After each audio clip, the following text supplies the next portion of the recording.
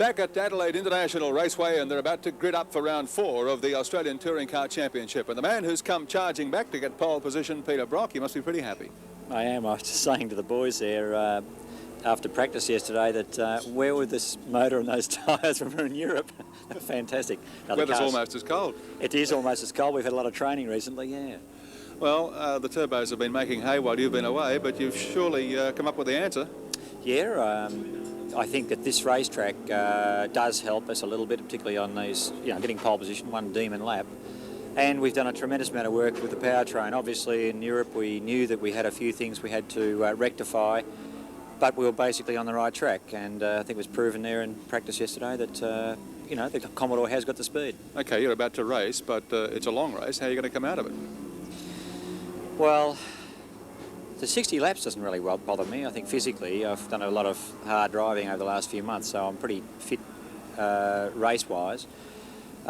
Whether the car can sustain that remains to be seen, because I'm going to have to drive this car within an inch of its life really the whole way through, and just assume that it's all going to hang together. And the turbos are still the ones to beat, I guess. Well, yeah, they are, but I think that Jimmy Richards probably is always a bit of a dark horse back there, because he's got a car that is capable of running very close to those speeds that he qualified at all race, and the turbos don't quite do that. We've instituted something new while you've been away in Europe. Bob Jane Team Arts have come up with a prize of $1,000 for the pole winner at each round of the Touring Car Championship. I love you. How good's this? $1,000. Haven't seen any prize money for a while, I'll tell you. Well, Peter, the rate you use tyres in practice and in a race, I think it's a small contribution towards it. Thanks, Bob. Thanks. Okay. Yeah, the boys will be very happy with this, I can tell you. The championship chase commenced at Sydney's Amaroo Park in March, and the front row reflected just how strong the turbocharged challenge would be this season. Robbie Francevic won the dash-up Bitchapay for the first time, with Fury tucked in behind. Brock and Harvey quickly gathered in Jim Richards and the JPS BMW. Fury made his move on the exit to Dunlop Loop and took command for a short spell. Harvey was the first casualty with electrical problems, while Fury joined the pit-side visitors a few laps later. Robbie was doing some heavy hauling in the Volvo, while poor old Dick Johnson seemed to be suffering the fender bender blues. His green machine was obviously being used for target practice. Gary Rogers ran hard until three-quarter distance when the BMW 325 ventilated itself. This left Francevic untroubled in his cruise to the checker. Richards came on like gangbusters in the last half lap of the race, but Robbie had the field covered to win from JPS teammates Richards and Tony Longhurst. Round 2 games were at Tassie Simmons Plains, with the Albury farmer and Auckland car dealer at the front of the pack again. Fury's Nissan was powerhouse strong on the straights and began to edge away from the Volvo, while Brock glued himself to the tail of the Sweetmobile and looked ready to strike. Johnson made a blinder of a start, but then found himself under siege from the Commodore gang.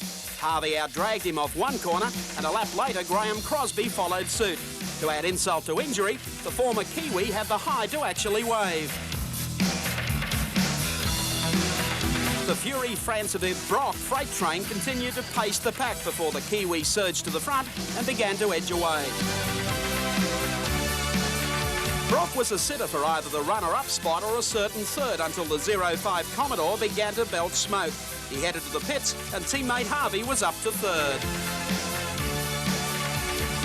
Francevic made it 2 from 2 as he streaked to the line to taste victory, while Fury was 100 metres in arrears with a similar gap back to Harvey. Round 3 took the cast to Melbourne's Sandown course, and there was no change to the front row again. The Fury and Francevic show blasted off, with the Volvo getting the upper hand initially. However, a fraction later, the friction started. Johnson, Crosby and Seaton touched wheels and triggered off a panel beater's public holiday. In the confusion, Neil Lowe charged to the front in the Brock Commodore and looked like he could go on with it. A few laps later, Francevic slipped beneath the V8 and Fury followed. A touch between their cars saw the Nissan grab second, while the mobile machine still seemed to be locked on automatic pilot. Farmer George took the Peter Jackson Skyline to the front after wearing down the Volvo, and that opened a 150-metre break, which Francevic tried desperately to reduce. Fury made it all look so easy as he reeled off the final few laps to head Francevic to the line. Lowe comfortably locked up third after recovering from his off-track excursion. Today's Adelaide round should suit the Nissan and Volvo runners, but don't write off the Commodores just as yet. The long drag strip straight is ideally suited to V8 muscle power, and there are any number of races here today ready to pump iron.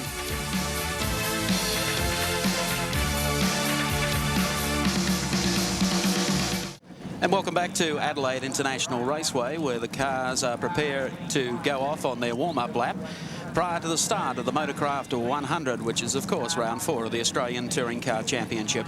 Peter Brock sits on pole position today, and sharing the front row with him, George Fury and John Bowe. There's Peter Perfect, speaking only a short time ago to Gary Wilkinson. $1,000 better off from Bob Jane T-Marts after winning pole yesterday. And Brocky's looking pretty good at this stage to lead the race. I think the V8 horsepower will come into play for the opening few laps. Let's take a look at, in fact, how they'll line up today. The front row, of course, is made up of Peter Brock on pole in the Commodore, George Fury in the Skyline, and John Bowe in the Volvo. The second row, of course, brings together Graham Crosby in the Commodore and Glenn Seaton in the second of the Skylines.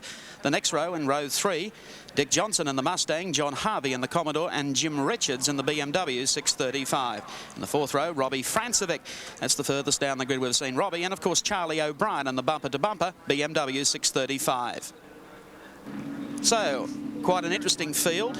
Robbie Francevic, as I mentioned, will start out of position 10. Brad Jones in the Mitsubishi Starion will start out of 11. Gary Rogers is in there in the Bob Jane T-Marts BMW. Tony Longhurst in the second of the JPS BMW, starting out of 13. Colin Bond for Alfa Romeo starts out of 14. Peter Williamson, good to have the Liverpool Toyota dealer back here. Graham Hooley from Western Australia. Graham Lusty, Brian Sampson.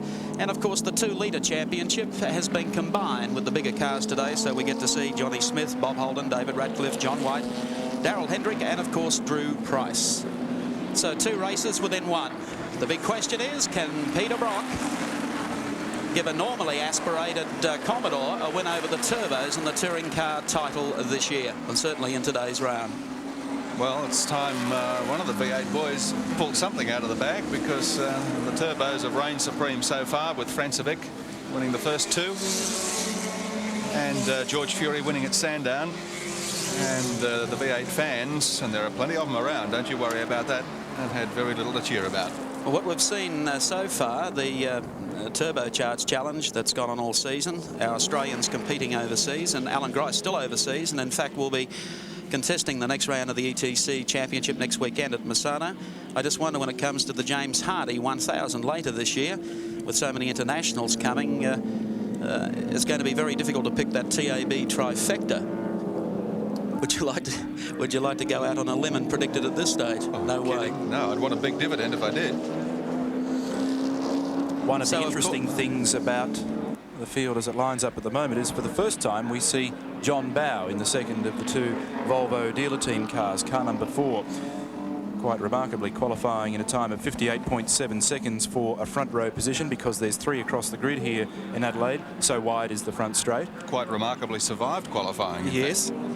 He had a wheel come off in one session of practice, and then later in the afternoon yesterday, in fact in the discretionary practice where they do not time the cars, he was coming off the bowl and onto the front straight and popped a front left-hand tyre and only missed hitting the fence by a matter of centimetres. But the car arrived last Wednesday, he blistered around the circuit and has in fact out-qualified his teammate, Robbie Francevic, who's back in 10th position at the moment. And there's Peter Brock, a stunning time of 57.9. Jim Richards' lap record here in the Group A car is 60.8. And the old Group C record was 58.6, so he's under that. Well, they said it would take a little time, and after 12 months, we're starting to see what Group A touring car racing is all about in Australia, the most competitive field of the season. Shortly expect the lights to turn on, ready for the green light that will dispatch the drivers in today's 4th round. There's an unfamiliar sight. The second of those 2 Volvos is Robbie Francevic. Less than 10 seconds now. 1.5 seconds separated the top 10 in qualifying. And they're racing and getting away very quickly off the line is Peter Brock on the inside. John Harvey makes a lightning start and barrels straight down the outside, and George Fury goes with him. So they're going to split the Commodores at this stage as they head down to the right hand of Brock. Stays on the throttle as he goes inside Fury. Harvey joins in right behind, and here comes Brock, and down the outside, Graham Crosby. Can he make it to the turn? He'll go in wide, and he'll pay the penalty there. No, he'll come back running in third as they take a very wide exit coming out of that turn and work their way down towards the S's. So we've had a safe start to the first corner of round 4 of the Touring Car Championship. Brock leads, second spot held by Harvey, third place to Graham Crosby. Would you believe it? Commodores 1, 2, 3. Shutout for the Turbos here in the opening lap of the 4th round of the championship. By gee, Graham Crosby almost pulled it off. Brake lock up there for Johnny Harvey. Crosby went into that turn very, very tight, but he went in such a pace. There was no way he was going to finish up on the inside coming out of the turn, but he's hung on to third. George Fury putting some pressure on, but at this stage, Brock has got the break. They come out of the turn for the first completed lap, and Peter Perfect will lead the touring car battle. John Harvey, his teammate, is in second. They then followed by Graham Crosby, and they are single file order as they come down the drag chute here at Adelaide International Raceway. Well, Brock's qualifying time indicated that he was certainly going to make a race of it here in Adelaide today, and he's setting out to prove that all right. Teammate John Harvey in behind him, then Graham Crosby, who had such a great start except for being caught wide on the first turn, followed by the Sandown winner George Fury. Then comes the second of the Nissan Skyline Turbos with Glenn Seaton at the wheel, just up ahead of Dick Johnson in the Mustang. And just behind Johnson, Richards, followed by Brad Jones in the Mitsubishi Starion. Look at Harvey once again as he locks up that inside front as they come through the left hand. He had problems with that all day yesterday, really nagging the Holden Commodore driver. But look at the gap that Peter Brock has over the rest of the field. Up to the bowl, and it's Brock, Harvey in second, Fury shoving his way through now into third position ahead of Crosby, and all over the back of John Harvey as they come down this long 1 kilometre straight. This is where the action is, the second group, and we're following it for you. Harvey, George Fury tucked in behind, and Fury pulls out, runs for the inside run, and Crosby comes down the outside to see if he can join in. Harvey will go into the turn. They'll shut George Fury out there, but Graham Crosby has been passed by the Peter Jackson Nissan Skyline, and Glenn Seaton up just behind that second bunch. There's the traffic congestion. John Bow back a little in the pack. Jim Richards running well in company with Dick Johnson at this stage of the race as they make their way down through the S's and towards the oval again. The man trying to do it all is George Fury. He can see Brock getting away from him. The fellow that's holding him up, believe it or not, is Brocky's partner, Johnny Harvey. Both the dealer team Commodores this weekend with around about 12 to 15 brake horsepower more than they've had in the first couple of rounds of the championship. They're not saying how they got it, but they've certainly done it nicely. They're also using Bridgestone tyres this weekend on their 17-inch rims. Harvey's car using the Momo wheels and Brock the BBS. And look now at Fury right in underneath car number 3. Here's a flash for you. Robbie Francevic in car number 10 is up into 6th position, and Johnny Bow is well back. Fury to second, Harvey back to third, Crosby in 4th, Seaton getting closer all the time. George Fury now goes out after Peter Brock. Whether Brock's tyres will go the full 60 laps, only time will tell. At this stage, though, he's hounding the Commodore away. Fury running in second, Harvey third, Crosby is 4th. Well, the Nissan duo, Fury and Seaton, claim they were the only two that qualified yesterday on their race tyres. They all say that. They all say that, yeah. I mentioned Johnny Bow, who came off the front row of the grid. He's now back in second last position. And Francevic in the other Volvo, who came off 10th spot on the grid, is up to 5th position.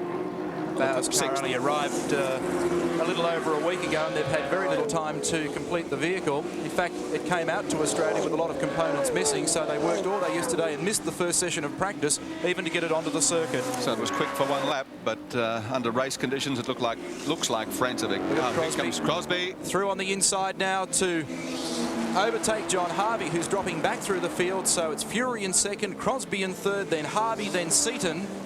And this race 144 kilometres in length, about an extra 50 k's longer than most touring car championship races. They will have to be extremely careful on tyres. And don't write off Robbie Francevic at this stage of the race. Brock holding probably about a 150-metre gap over George Fury. 5 then back to Crosby, a metre then back to John Harvey, and then Glenn Seaton joining the draft. And then the second gap back to Robbie Francevic, Johnson and Jim Richards. as they come through the bottom part of the speed bowl here at Adelaide International Raceway and onto the front straight. So Graham Crosby has managed to pull away just a little from Harvey. That time Fury's car went past here, didn't sound the best. We'll wait and see. He's stretching it out nicely. Maybe just loading up, coming off the turn, but as they go into the right-hander now at the end of the main straight, Fury's has got problems. So George Fury, the first danger signal for the Peter Jackson Nissan team. Graham Crosby has now gone through to second spot, and John Harvey will be very quickly up to third. And as they were in the first half lap of this race, it's Commodores 1, 2, 3. Fury's car started blowing smoke down the straight that time, and he has pulled off down on the bottom part of the course. But Crosby, the man who's charging at the moment, but again locks that front left. If he continues to do that, he might find himself short on front left-hand tyre. And this is one course that really gives it a pounding on this part of the bowl, and then right up around the top. Looking at them in practice yesterday, tyres were coming off cars completely stripped of rubber and right down to canvas. Commodore drivers this weekend have been experimenting with some new brake compound material, and they still haven't got it quite right, obviously. So Harvey Crosby in second place, and Harvey under a big threat coming down to the bottom of the main straight here from Glenn Seaton, George Fury's teammate, in the second of the Nissans. It's going to put a lot of pressure on Glenn Seaton, obviously not as experienced as George Fury. Fury is out of the race, by the way. He's only barely managed to get the car back to the bottom end of the pit row. In the 2-litre class, Johnny Smith leading in that category at the moment from teammate Drew Price and evergreen Bob Holden. There's the gap. Harvey and Glenn Seaton in car number 15, still waging a war there for third on the road. Brock still well clear, but this is where the interest is, and not too far back behind them. In fact, you'll probably catch it very shortly. The side of Robbie Francevic's Volvo is starting to come down and join up for the challenge. John Bauer, who was quicker in practice than Robbie Francevic, and dropped right out to the tail of the field and inside of 2 laps. Not too far behind them. It's a good battle between Johnson, Richards, O'Brien, and then not too far back once more, Brad Jones. Now, 7 Sports race cam through the eyes of John Harvey's car number 3 to the right-hander at the end of the straight. And where is Glenn Seaton? And there he is in car 15. Through on the inside, picks up another spot to try and save the day for Nissan. Look how quick the turbo is out of the turn. Very talky little engine. It functioned so well at Sandown. Not in the hands of this man, but of course for George Fury. Very fast part of the course, a little bit rough through this right-hand kink, and then it's very, very hard on the brakes. And to this left-hand turn, which drops away with an off-camber back onto the speed bowl. John Harvey behind Seaton, and now falling into the clutches of Francevic. Here's Johnson defending from Jim Richards. And just behind them, we've got Charlie O'Brien in car number 7. So this is a very good 3-way battle. Yeah, quite a few battles going on in this race. As down the main straight, Robbie Francevic gets by, or is about to get by, Johnny Harvey. There's Seaton going through. Here comes Francevic. Harvey trying to hold him out. Harvey will do his best, but Francevic is quicker. So Francevic now goes through on the inside and will advance to 4th in the race. Harvey is 5th in car number 3. Peter Brock, though, still leading in car number 05. And back behind John Harvey, about to fall into the clutches of Dick Johnson, Jim Richards and Charlie O'Brien in the bumper-to-bumper BMW. Been plenty of action so far in the race, and it's been provided by the V8s who've really put the muscle on the turbos here today.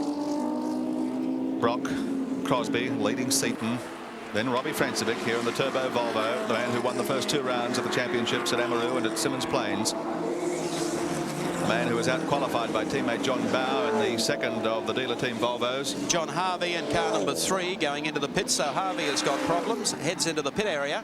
That puts him totally out of calculations and allows O'Brien and Brad Jones and Tony Longhurst to go by. So, positions in the Motorcraft 100, 05, Brocky leads from Crosby and Glenn Seaton 3rd in the Skyline.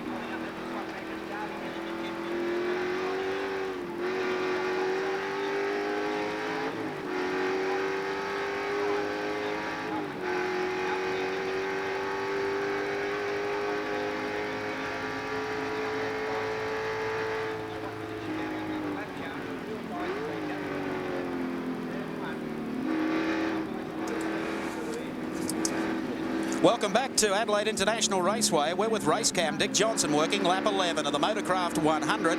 Johnson has in front of him Charlie O'Brien in the bumper-to-bumper BMW, and just ahead of him Jim Richards in the BMW 635 for JPS, and they've been having one heck of a scrap. That's 5th, 6th, and Johnson now in 7th. This time they come round on the reverse camber, turn onto the Adelaide Speed Bowl. And we'll see if Johnson can close up at all under brakes. Down into the right-hander. There's the entry lane to the pit area on your right as they come out of the bend onto this long straightaway. This is where Johnson's V8 is losing out in the horsepower run down to the right-hander at the end of the straight. So their little battle continues. Meanwhile, Robbie Francevic in car number 10 is continuing to be the big mover in this race. There he is going through the pack, probably his worst qualifying of the season so far in the championship, just making the top 10. But this race is far from over, make no mistake. Brock continues to lead. Graham Crosby is in second. Glenn Seaton is third. And Robbie Francevic, you're watching at this moment, is fourth and catching Seaton just ahead of him. And Brock has a 7.1 second gap over his nearest rival, Graham Crosby, who in turn has just on 2 seconds over Glenn Seaton. And this man here, Robbie Francevic, is down 1.5 seconds from our third place driver. That gives you some idea of the way they are split at present. Crosby's car sounds strong. Glenn Seaton's Nissan Turbo also strong.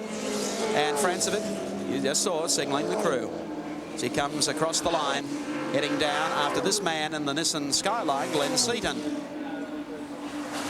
And I think the team, the Valvoline Volvo team, looking pretty good in the tyre department for this race. They were fairly confident that they would have no problems at all. Could it be the race that we see just about all of the leading contenders try and duck in and out of the pits for tyres? Who knows? We've already seen John Harvey in. We've had Colin Bond into the pits with the Alpha and back out again very quickly. The Volvo team this weekend were also experimenting with those new Dunlop radial slick tyres that the Nissan team used at Sandown to give them a victory. And Francevic, probably quite wisely, I guess, now in retrospect, decided not to go silly with the qualifying routine, because I don't think I've ever seen as an intense battle for qualifying as there's been yesterday. And he just hung around and set the car up in race trim and is obviously now in the right position in the race to work his way through to lap 60. They'll have no trouble with fuel, of course. They've got plenty of capacity in that respect, but as far as tyres go, it will be very close, certainly for some of the heavier cars like the 1,300 odd kilograms of a Holden Commodore, or perhaps Dick Johnson's Ford Mustang. Plenty of traffic out there on the road too for them to get through. The leading cars already getting in amongst it and lapping the lower capacity vehicles on the racetrack. Francevic doing it well, coming off 10th spot on the starting grid now, running 4th. And closing on third place getter Glenn Seaton. Not closing too quickly though. Seaton more than holding his own against the older and more experienced brigade here in the 4th round of the Touring Car Championship. Coming round back onto the main straight. Francevic has actually lost a little bit of time now to Seaton. He's down to 2.6 seconds behind car number 15. You can see him just acknowledging the pit crew at the moment as he goes by the start-finish line area once more. Brock, meanwhile, has maintained a 7.5 second gap over Crosby.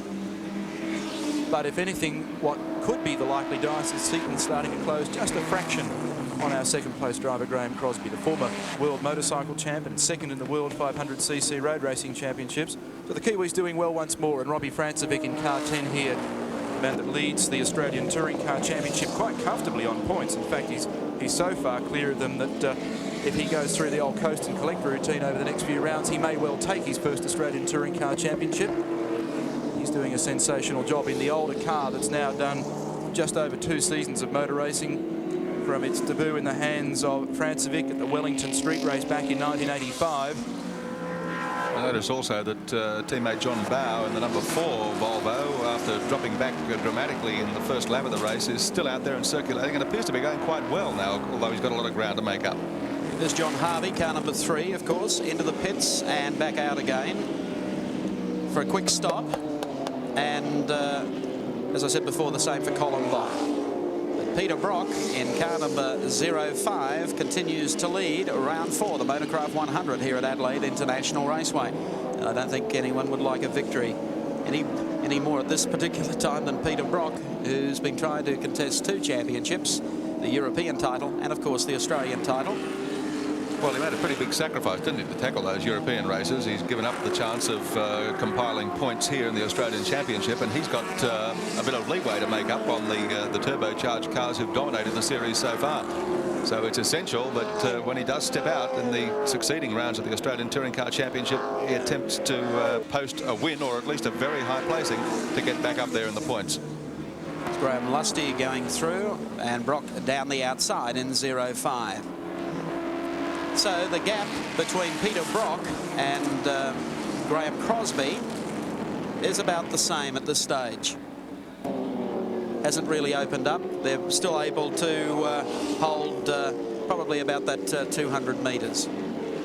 But Crosby, of course, is under pressure all the time from Glenn Seaton, who is getting much, much closer. Brock got away with a 5th from the first round at Amaroo Park, and then whilst running very strongly down at Symmons Plains, had the did not finish result, and of course he didn't start at the last round in Sandown, which conflicted with his European Touring Car Championship assault. So this will be a valuable point scoring exercise for Brock, who will be driving next weekend at Wanneroo near Perth, and you can see how comfortable he is. Looking across to the pits, has time to look around at the other traffic. In fact, there's Graham Hooley from Western Australia in the Shield Seats entry. Brock, though, with pride of place at this stage of the race in the 05 Commodore ahead of car 2, Graham Crosby, and 3rd place held down by 15, Glenn Seaton.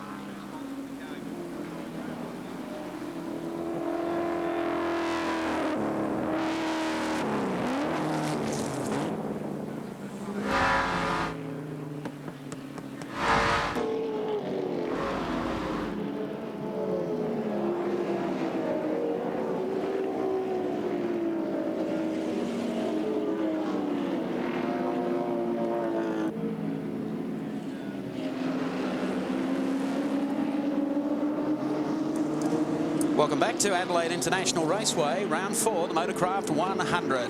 And this is the scrap of the race so far. Graham Crosby in car number 2, running in 2nd behind Peter Brock. And not too far off his bumper is Glenn Seaton in the 2nd of the Nissan Skylines, and then Robbie Francevic in the Turbo Volvo. Yeah, slower car just slotted in there. It's Graham Hooley for the moment, but Seaton has been getting gradually closer to Crosby. They come along the long front straight. towards the right-hander. And here is Seaton in car number 15. Behind this bunch, we've got Richards from Charlie O'Brien, Dick Johnson, Tony Longhurst, and look at Crosby in terrible trouble out in the dirt. How did he get stuck out there? He's been very wide down there all day, hasn't he? Exactly. Just, it's all it took just to get out in those loose marbles. That was just probably the only incorrect step that he's taken all day. Put Seaton into second place.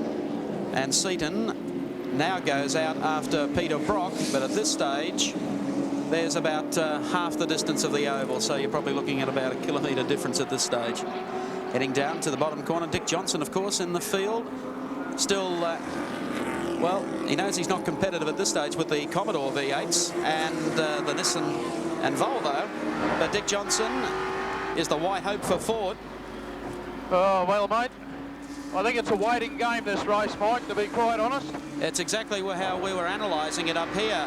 How are the tyres hanging out at this stage, Well, they're Dick? not bad at the moment, but they're pulling away from me a little bit because I'm just trying to look after them, because I know just how much it can mean towards the end of the race to have good tyres. But the old Volvo, she certainly looks as though she put the truck suspension in for the weekend. But he's still trucking on, one of them. But I tell you what, I think there's more cars falling out than Marcos's wife has got shoes. Dick, you're having quite a dice there with Jim Richards and Charlie O'Brien. You seem to be with them through the S's and the tighter parts of the circuit, but down the straight they got the edge on you. Mate, you wouldn't believe it, would you? It's incredible. Anyway, yeah, I tell you what, the car still feels good though. I know Charlie's working his rear tyre pretty hard on. I'm just having a bit of a look at him off the bowl. He gets the thing a bit sideways, and you know, and he puts too much temperature in the rear tyre. I tell you what, that really makes it difficult to drive the car later. Well, you're in 7th position on the racetrack, Dick. You figure that you're going to let the others wear themselves out and you'll just keep moving up. Well, we'll just keep on trucking on the way we are, and you never know where we might end up. By the way, Dick. I tell you what, I think there's a few guys might have a pit stop even. Dick. Yep. Happy birthday to you. Oh, Happy mate. birthday to you. Go away. Hey, 51, is that right? Oh, I tell you. I tell you what, I feel like John Harvey's tyre, mate. I think it's got a flat spot bigger than the Festival Hall dance floor. You can't keep any secrets here, Dick. Yeah, thanks, pal. Okay, Dickie Johnson, we'll come back to you later. Happy 41st to you. Yeah, 69. I know, that's another story. Okay, we pick up along the straight, and here, of course, is our 2-litre category. Car number 11 is, of course, Drew Price. The two Toyota team drivers actually switching cars after yesterday's practice session, and John Smith has decided to go out in the earlier model Sprinter, and Drew will be running the front-wheel drive car today, here car 11, and he's just in behind Bob Holden. So the 2-litre championship this weekend having been combined with the outright contenders. This is the car that we saw run very well and very strong at Sandown a couple of weeks ago, and Drew Price, got a lot of experience in karting, has come to terms with the car very well indeed.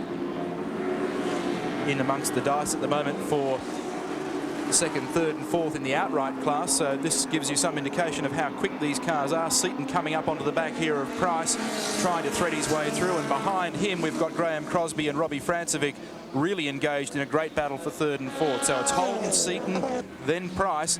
So we've got 2 races within a race here, and this is where it gets very difficult for some drivers to try and maintain their own profile in a race, look after their own, and at the same time stay out of the way of other people's dices. There's Robbie Francevic down on the inside.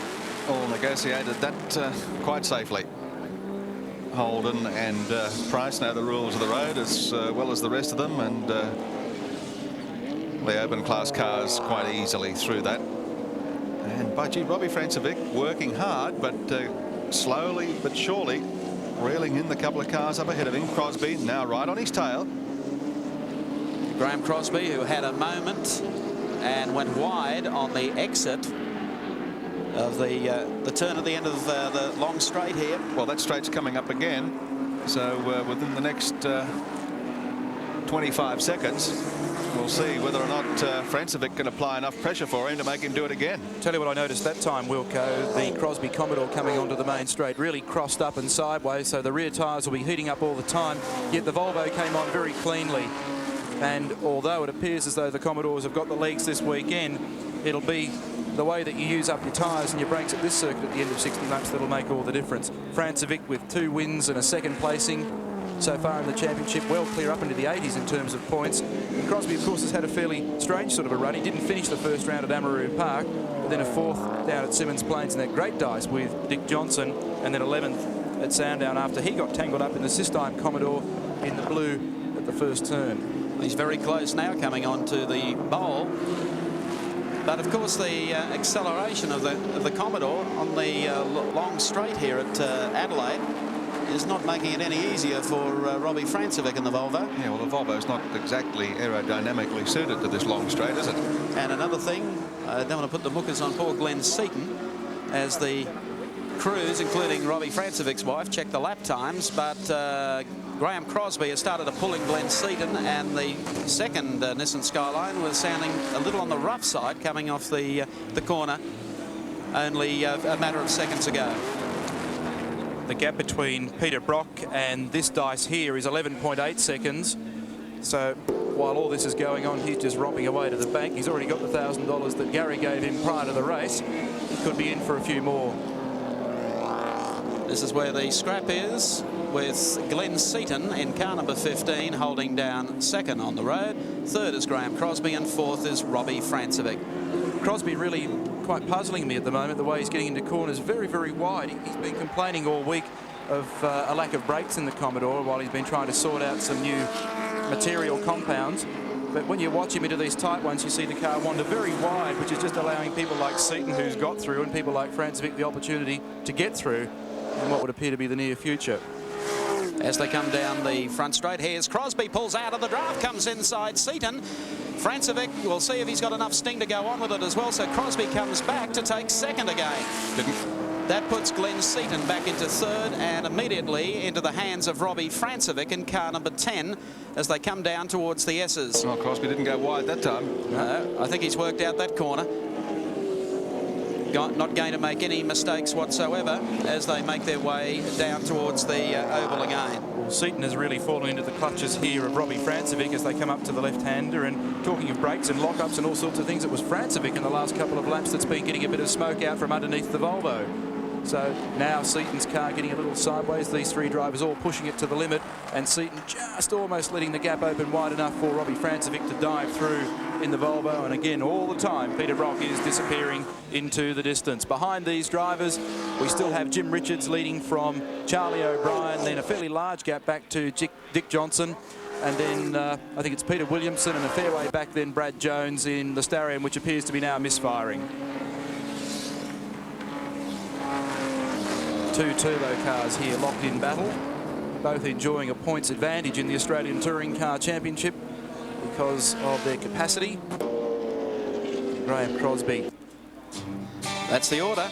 Peter Brock in 05 leads the Motorcraft 100 from Glenn Seaton, and New Zealand's Graham Crosby is third.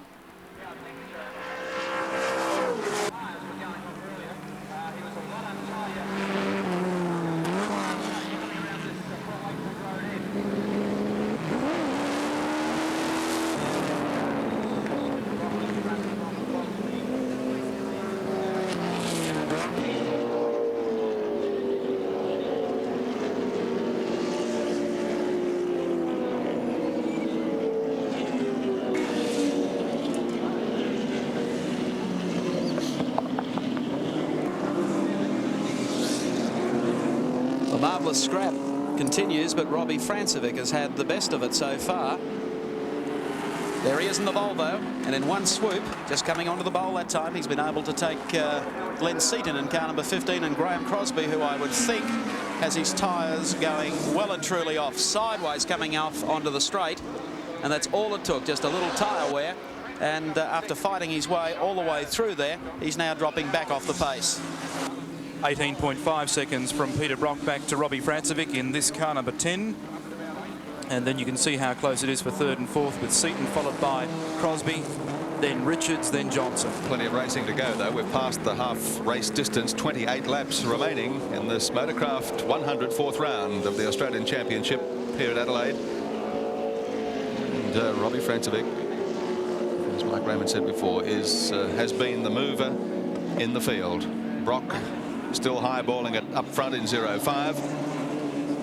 But Francevic coming off 10th position on the starting grid now in second place, ahead of Glenn Seaton, Graham Crosby. And then a long way back to Charlie O'Brien, who in fact has in the last little half lap got by Jim Richards to take up that position. And then a fair gap back to Dick Johnson. Well, there's the Valvoline Volvo with Robbie Francevic. Seaton goes through, and then of course Charlie O'Brien on the other part of the circuit now comes on to the main straight, and here he comes in the yellow and red bumper-to-bumper BMW 635 with Jim Richards just back behind him, running in 5th spot in the field at the moment. So a good run there from Charlie from Queensland. And of course we have any number of Queensland motorsport followers following the progress of not only Charlie O'Brien but also Dick Johnson on our telecast throughout the year.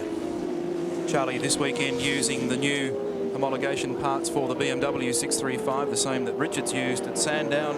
Gives the car about an extra 30 brake horsepower. The Rogers car this weekend doesn't have that benefit. That's why you may be wondering why Gary Rogers has just had a lap put on him by the leading contenders. But Charlie stayed away from Sandown to get the new motor built by Sydney engine builder Steve Knott. And the car obviously in good shape at the moment and has put the works car back one position. Charlie O'Brien's great fear here today is that it is going to rain while the race is in progress, because he's getting by with a pit crew of 1. And if he has to come in and change tyres, he'll have to get out and help. I don't think he'll have to worry about that. It looked very, very overcast earlier today. But Charlie's in pretty good shape, running in 5th at the moment in that BMW. Well, he also drove his own transporter down here during the week as well, so he's really working hard for his motor racing at the moment. And how so much can change with the Group A category in one season. If you recall this race last year, Jim Richards took about 5 laps to get to the front and then disappeared into the distance. And here we have a whole different set of circumstances. Jim, of Jim in course, 6th place at the moment, behind Charlie O'Brien. Remember, throughout last year, Jim made it look all so easy, and no one would believe that the BMW's winning run would end. Well, different homologation packages that have obviously suited Commodore, and the arrival of the Nissan Skyline and a very, very competitive Volvo has made life just a little bit tougher for Jimmy Richards behind the wheel this season. Well, to give you some indication, Mike, Richards has gone half a second faster in qualifying this year than last, whereas Peter Brock has gone 3 seconds faster than the same time last year. But it's what he's got on the car this year that seems to be making the difference. Yeah. So at this stage, Jimmy stays in touch with them. He'll finish every race. The car is probably the most reliable on the touring car circuit. It's there for every race, rarely fails to finish. But today, Charlie O'Brien, with that new homologation package, as Neil has just outlined, is ahead by about 3 car lengths of Jimmy Richards. Richards, in fact, in car 1, the reigning champion, is in 4th position in the championship at the moment with 36 points. Francevic leads with 82. Fury 54, won't score any today. Longhurst in the smaller car has 53. And then Richards 36, Harvey 33, Johnson 32, Crosby 23 points. That's the standing after 3 rounds, with another 6 to come. So it's O'Brien from Richards, and then a country mile back to Dick Johnson. I was wondering before, Wilco, whether that age, whether that was his lap time or whether in fact he was that old. He's a great campaigner, Dick Johnson, and it's great to see that he's still out there circulating, even though we're talking about Jim Richards not being able to run with the absolute front runners now in the BMW this year. And of course the same is applied to Dick Johnson. He's just been outpowered by some of the newer cars with the newer homologation packages. But give Dick his due. He keeps battling away, and we'll see big things from Dick, yet not this season, but next. We've seen 10 cars this weekend qualify within split seconds of each other. The good news is that a little later in the year they'll be joined by the Ford Sierra, possibly in Cosworth trim, and also Alfa Romeo have their new Alfa 75 coming along. It augurs very well for the James Hardy. As we take a look at the Castrol scoreboard for the Motorcraft 100, it's Brock from Francevic, and in third place Glenn Seaton.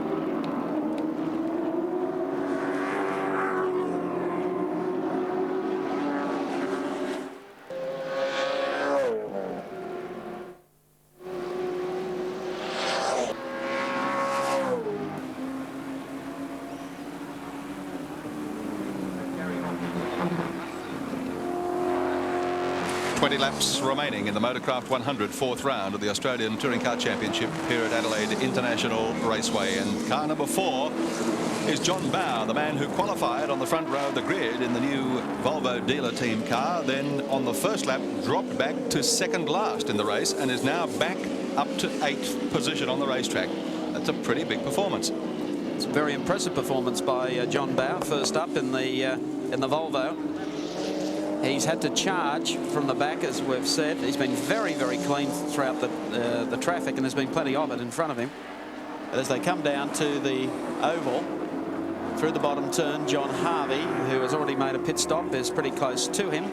Harvey is 9th, of course, so they're battling for 8th and 9th as the race continues. And back behind them, Peter Williamson and Colin Bond. And Bond has already been into the pits, and so too has Williamson, and back out on the racetrack again.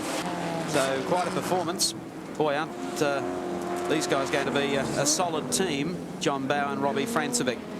There's troubles for Jim Richards by the look of things as they exit that corner. Richards going very slowly through the turn, so he obviously has a problem.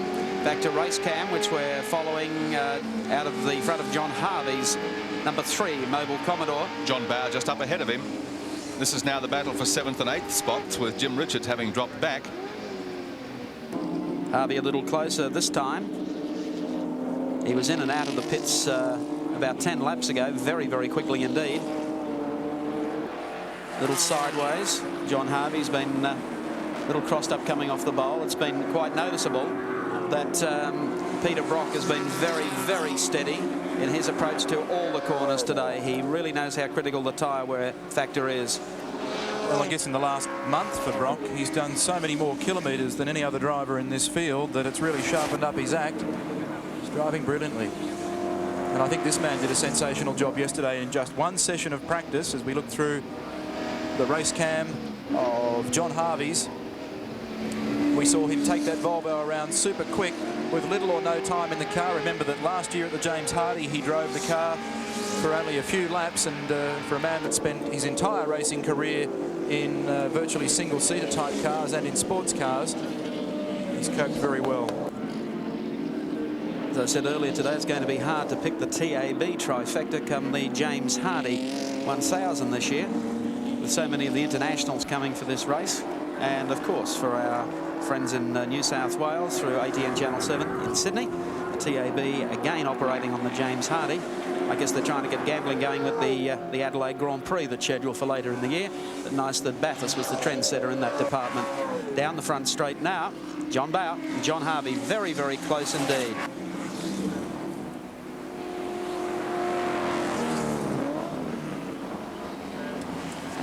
Bowe and Harvey battling out 7th and 8th positions on the track. Peter Brock continuing to lead the race, of course, from John Bowe's teammate Robbie Francevic. Glenn Seaton still 3rd.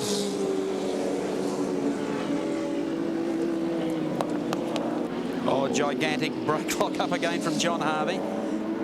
Pushing very hard. It's a wonder Neil he hasn't got square rubber on the Commodore. Well, I'm surprised that the tyre has lasted that long. I saw the tyre that came off John Bowe's car yesterday after he had flat spotted, and that was the one I was talking about earlier before the start of this race, that popped on him when he was just cruising around in discretionary practice trying to bed in a set of brakes. And he certainly let go here, and there's so much pressure, so much load on the front left-hand side of the car of this track. They fly through this corner at the end of the straight underneath our camera point here with nothing more than a quick dab on the brakes, lift the pedal, and then right back into again. That's why the car is bucking around so much. And then it's a very hard stop again, in some cases back to 3rd or even 2nd gear in some of the cars through the tight right-hander. So again, it's the left-hand side of the car that loads up. And then the only relief from that... Oh, and I think that our race leader is in trouble. Yeah, Brock has blown something. Pulling off on the infield, goodness me. Just ahead of these cars here, there'd be oil all over the circuit, and it's Brock out. So that completely transforms this entire race. He's coming up the pit lane backwards. Well, he'll get his knuckles slapped over that one, I would suggest, but Brock has come up the back straight. We were looking at Francevic. So Francevic, I would assume, is now the leader in car number 10. That's correct. What a turnaround of events. Brock was circulating steadily in 60-second lap times. Remember, it was an oil filter that blew in this car at Simmons Plains. Robbie Francevic. So Robbie Francevic in car number 10 leads the field, and he's coming off the bowl at the moment and down on the main straight. And the surprise of all is that Glenn Seaton is within around about 4 or 5 car lengths from the back of the Volvo. So drama unfolding here with about 15 laps to go, I would say. Peter Brock out of proceedings. Harvey's car had trouble as well. Jim Richards goes by in car number 1, the black BMW. They are going all over the place in pit lane. Let's take a look at our leader, Robbie Francevic. He's the man who qualified in 10th position in car number 10. He now leads the field. The man who is getting close to him, though, is Glenn Seaton in the Nissan Skyline 15. There you can see Seaton as Robbie streaks away in number 10. My, how a motor race can change. There's the gap back through the field. And Jimmy Richards in very quickly indeed for tyres. We saw him off the pace a couple of laps ago, in for a very quick pit stop. Wants to finish. They chose the hardest available tyre for this race, knowing what sort of trouble they'd be in towards the end of it. And obviously it hasn't been good enough. By gee, you would have thought that Brock was a certain bet. There'll be some money changing hands here this afternoon. Those that saw him qualify would have thought that he would have streaked away, but it hasn't happened. And the GM fans will have to wait and see the lion roar a little bit later. Well, Robbie would think that is absolutely super. He's timed this beautifully. But then again, we've still got quite a few laps to go. And that's not to say that Robbie and a few others might be experiencing some tyre troubles by then. Well, maybe Dick Johnson's got the right idea. He's been out there going around, circulating very carefully, preserving his tyres. He predicted that a few of those up front of him might not finish. And it's turning out to be right. Poor old Rocky must have walked under a ladder in the last couple of weekends. He's had some dreadful luck. No question about the preparation of his car this weekend and the talent of the man. Drove superbly. Look here as he, this is Robbie Francevic, rounds up or attempts to try and round up Peter Williamson. Willow's down a lap and he's got the super a little bit crossed up coming out of the bowl. And there's the gap between first and second. That's Seaton in car number 15, still trying to fly the flag for Nissan. Remembering, if you've just joined us, that George Fury went out very early whilst performing extremely well in the Nissan. We don't know what the problem was with the car, but it would appear as though a turbo has let go. So Harvey had trouble, Richards in trouble, Brock in trouble, and again we see the Australian Touring Car Championship providing some sensational racing. We're on, let me see, lap 47 out of 60. And there's still a long way to go in this race, and a race that I would say we're still going to see more tyre wear problems evolve. Yeah, about 13 laps, 13 minutes approximately. Dick Johnson's coming into the pits too, so his plan to circulate very carefully is coming unstuck. I presume it'll be tyres as far as Dick is concerned as well. Well, there's nothing apparently wrong with the car. It's still squirting along nicely. So can this man survive? Can Robbie Francevic bring the Volvo through with enough rubber? There's the shot from 7 Sports Race Cam as the crew from the Palmer team go to work. Up go the air jacks. You can see the hose coupling there just in front of the screen, and then the release valve, which will be pulled to the right. They have an internal jacking system. The car is in the air at the moment. And as I look from this position, you can see that the 4 tyres have been remounted, and out goes Dick Johnson in a stop of around about 25 seconds. Not the greatest stop in the world, but it won't do him too much harm considering the fallout rate among the rest of the runners. Well, he was up into 6th position before that stop, and Jim Richards is out now, of course, and let's not forget that others will possibly have to come in for tyres as well. The dealer team went for their 17-inch Bridgestones. Car number 88 there, John White from Victoria in the Isuzu Gemini. As we look through the eyes of race cam once more, with Dick Johnson working hard now to try and regain that lost ground, and in behind him yet another of those 635 BMWs. Look who it is. It's Jim Richards. They've both been to the pits for tyres in this race. I think there'll be quite a few drivers would think it'd be delightful to have had a pit stop during this race today. 10 laps remaining in the 4th round of the Australian Touring Car Championship here at Adelaide International Raceway. Just 10 laps. How will it pan out? Will Robbie Francevic stay in front and notch up another win in this year's series? That remains to be seen. You would not like to predict the finish of the race at this stage. But it's Francevic in front at the moment in the Volvo. 2nd place held by Glenn Seaton in the Nissan Skyline, and 3rd is Graham Crosby in the Commodore.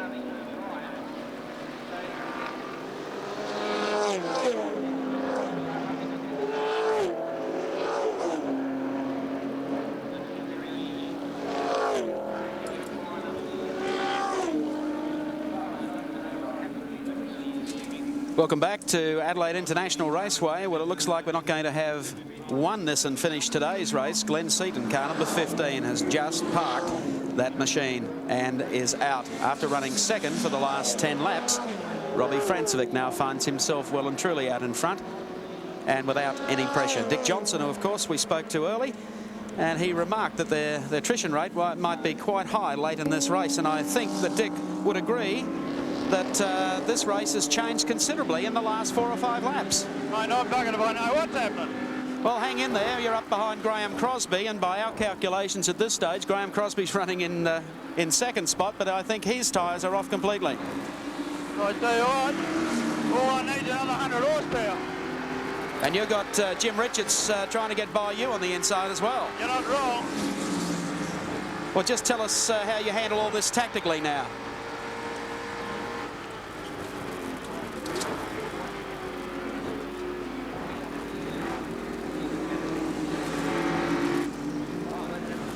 Well, here he goes through the turn. Well, it's a busy time for Dick Johnson as he rounds up Tony Longhurst. Now clear of the 325 BMW and in behind Crosby again. And bear in mind that for Dick, he's got Jim Richards right behind. So, Dick, you wouldn't know which way to look. How many laps to go? Yep. You've just got on about 6 laps or 7 laps to go. Is that right? Well, that's not too bad in the way they're all falling out with tyre problems. Who knows what might happen? Here's a go. Underneath Graham Crosby goes Dick Johnson in the Ford Mustang. Thank you. Hey, Dick, that would be a nice one for you after Simmons Plains. Oh, mate, here he goes too. You can give him a wave this time. Crosby comes back and wants to argue. That's horsepower for you. That's frustrating, Dick.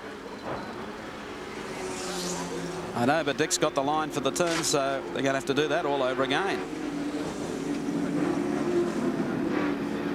So you seem to be having a ball out there. You're enjoying the traffic racing. Mate, not really, because they put a left rear tyre on. They asked for a left front and a left rear, and I tell you, it's understeer like a pig.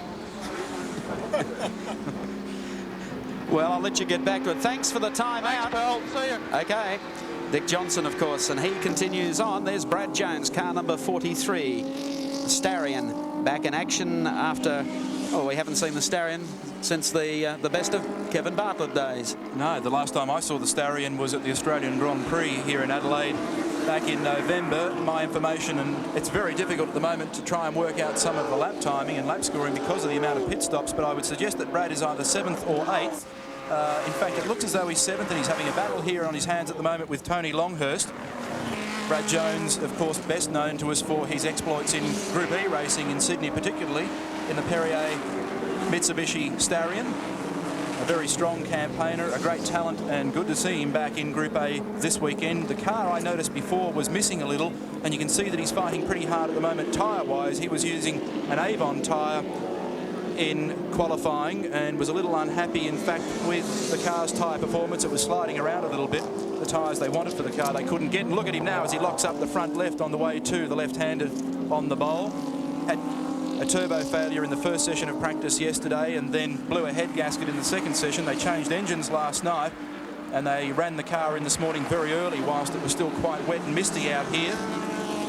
But he's embroiled in a tremendous battle at the moment with Tony Longhurst from the Gold Coast in Queensland, the builder, the Fairy Floss stand proprietor, the man who's one of the fastest ever on water skis in the world at 201 kilometres an hour. And at the moment, he's got his hands full trying to do something about Bradley Jones, and he's waving through Charlie O'Brien. And here's the battle here with Crosby, behind him Drew Price. So this is the most topsy-turvy motor race we've seen in a long time. Charlie O'Brien has now got through, and I tell you what, in that manoeuvre, Tony Longhurst has gone through in car 25, so Brad Jones goes back another notch. So while Longhurst was busy waving through the other BMW, Brad found himself in a situation where he got swamped by the Bavarian beasts. Jones again locking up that front left on the way in. Let's have a look at the Castrol scoreboard for the Motorcraft 100. The race is being led by Francevic from Crosby, and third place, Charlie O'Brien.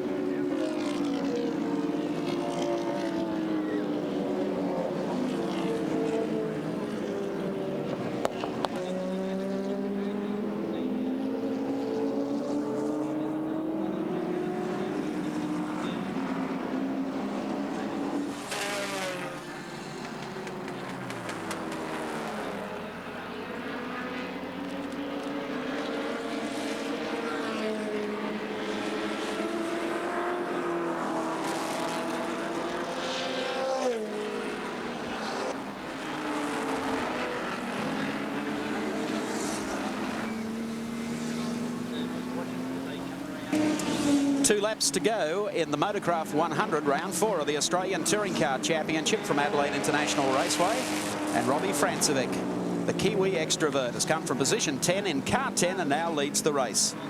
Second spot being held down, of course, by Graham Crosby in car number 2, and third place, Queensland's Charlie O'Brien in the bumper-to-bumper entry, car number 7.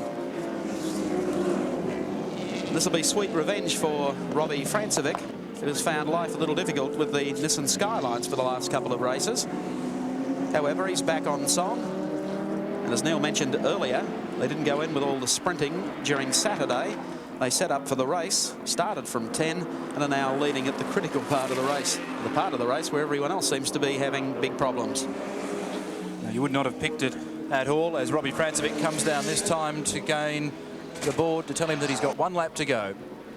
So Francevic on his last lap in car number 10.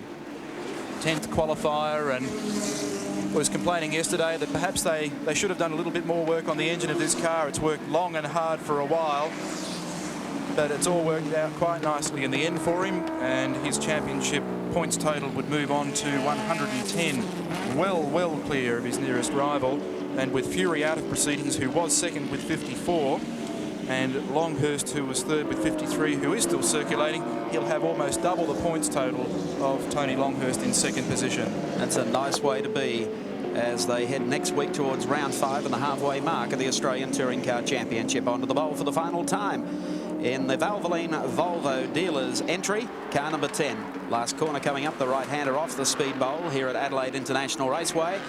And Glenn Dix has the checkered flag ready as the Super Kiwi Robbie Francevic comes out of the final turn to taste victory. He takes round 4 here today at Adelaide International Raceway. Second place is going to go to Graham Crosby in car number 2, and third place to Queensland's Charlie O'Brien.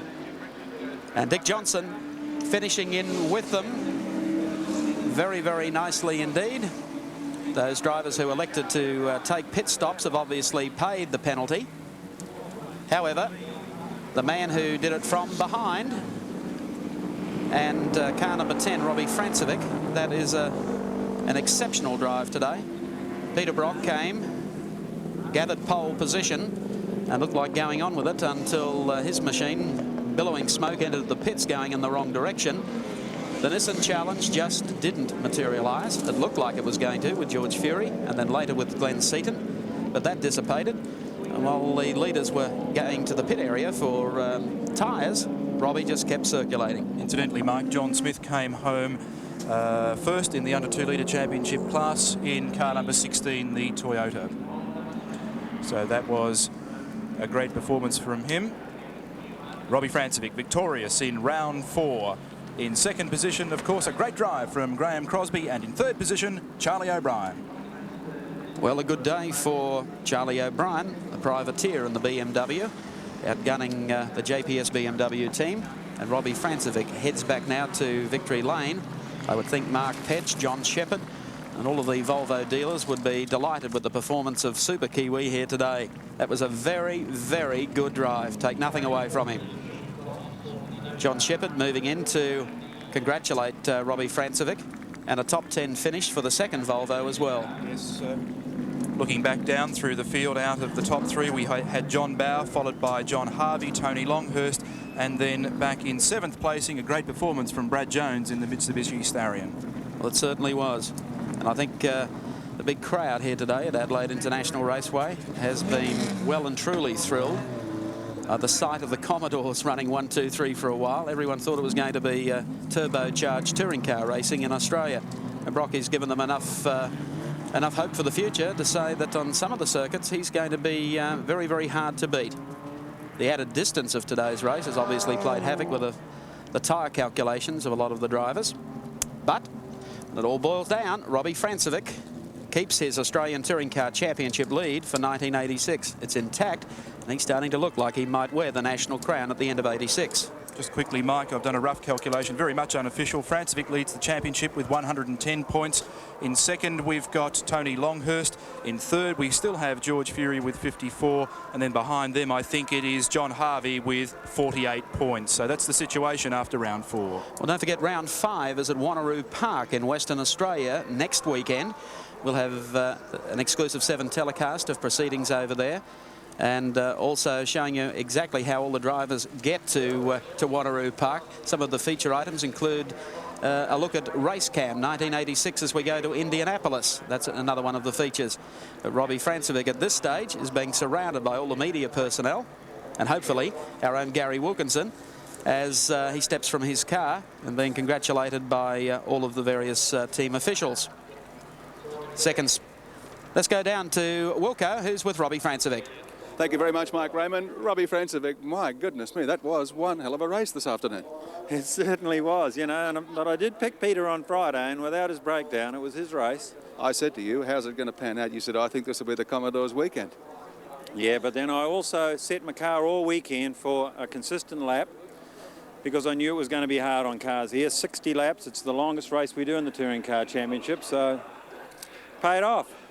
Well, it was a fantastic effort, especially after coming from 10th position on the grid. I mean, you just had to wear everybody down and let them blow up. That was definitely it, but I really kept the pressure on, and I felt I drove a good race today for once. Robbie, 3 wins and a second. That really puts you way out in front now as far as points are concerned. Shall I go home? No, not yet. Graham Crosby very quickly leading Commodore home. Fantastic effort, man. Thank you. You really put it wide on a few corners there. The brake bias, that's one of those technical things that when you put the brakes on, it should stop at the front of the back. But yeah, I went off a couple of circuits, but never mind. We're out of time. Congratulations to Charlie O'Brien. We don't really have time to talk to him. Good one, Charlie. Don't forget our next round of the Australian Touring Car Championship will be coming to you from Wanneroo in Perth next Sunday.